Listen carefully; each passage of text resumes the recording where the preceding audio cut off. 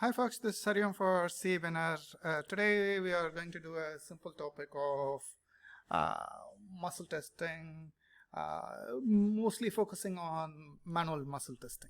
Right now, when you are trying to do any muscle testing or any testing, the first thing you want to understand is what is the function of that particular system, what does it produce, right? That is very, very important, right? So if you think about it, any system which we are testing, especially at the impairment level, right? Whatever we are testing, whether it is your special tests for your eyes, tests for your nose, tests for your mouth, your testing of your sensory system, your reflexes, everything. They all have one common parameter. They all have one common parameter, that is, they all test a physical parameter, right? You cannot test something else. You can always test a physical parameter, especially in an impairment level scale, right? Or a test, right? So the first question you want to, if you want to understand how to test a muscle, is how do you, what does your muscle produce and what is that physical property? As you can imagine, it produces force, right? The muscle produces force, and force can be measured, right? It can be also measured easily with a gauge, right? Any gauge can easily measure force, because there are a lot of tensile meters which can measure force very easily, right? But in case of manual muscle testing, they try to do it without any instrumentation, right? So how do you measure force, right? You need to say that the force which is created by your muscle is equivalent to something, right? If you have a gauge, you can say that, okay, this is equivalent to this measurement. But here in manual muscle testing, you don't have, but we have one force which is equivalent, right? Or which is constant. Sorry, it's not equivalent, it is constant, right? We don't need any sort of instrumentation for that. And that is your gravity, right? The gravity is constant. So if you are measuring something against gravity, you know that is always true in any situation, right? So in the manual muscle testing, the first principle is all muscles force can be measured against gravity, right? Now, in case of measuring something, like if you're measuring gold or something like that, if there is 1 kg here, this is also 1 kg, so they are both equivalent, then you say that it has produced 1 kg, right? Mass in the weight of the gold. Now, in case of muscles and joints, there is also another thing which is happening here, that is, it is moving, right? The muscle is moving and the joints are moving. So you are not only you are not only producing force here, you are producing throughout the range. So they also added that part of it. That is, it has to be throughout the range.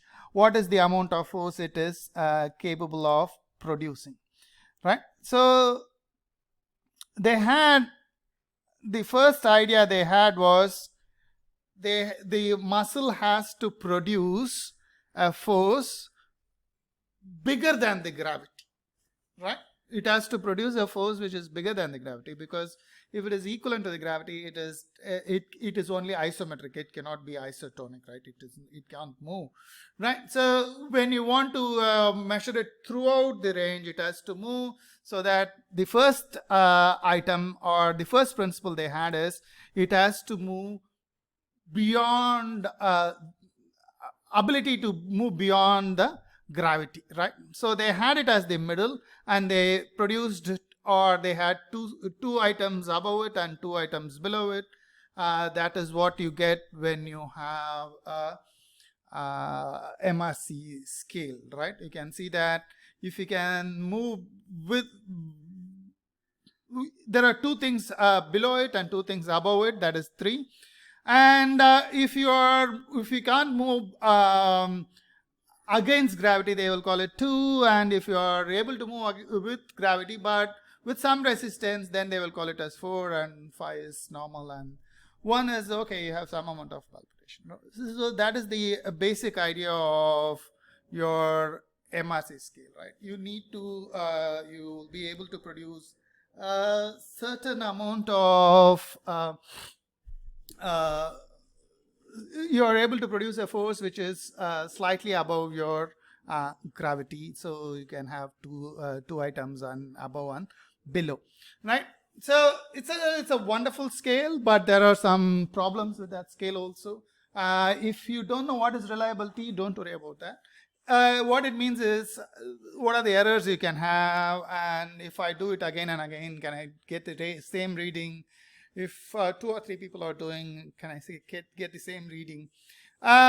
It's fairly stable, right? It's fairly stable. Only problem is difficult to differentiate between 4 and 5. Difficult, but you can to a certain extent, right? So it's a good scale. The only problem most of the time, what a lot of people don't understand is muscle force production is not from a single joint. It is a collective of joints. That's one problem. The other one is the force is not is one of the properties of the muscle. It is or the one of the properties of movements rather than the muscle, right?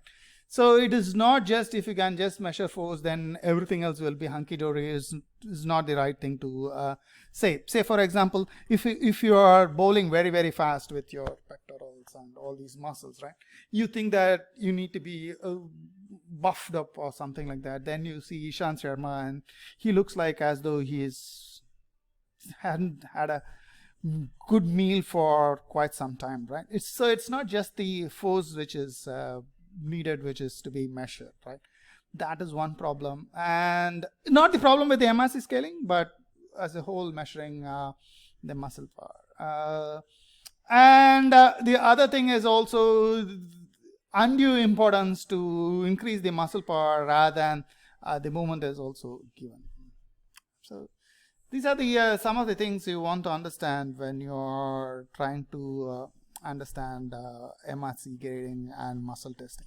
There are many ways of muscle testing. Isokinetics, I think that's just a ridiculously nonsensical waste of time. Other things are also available, but the MRC grading is as good as anything for most of our needs, right? Thank you so much, and shout out to Sheikh for suggesting this video. Thank you.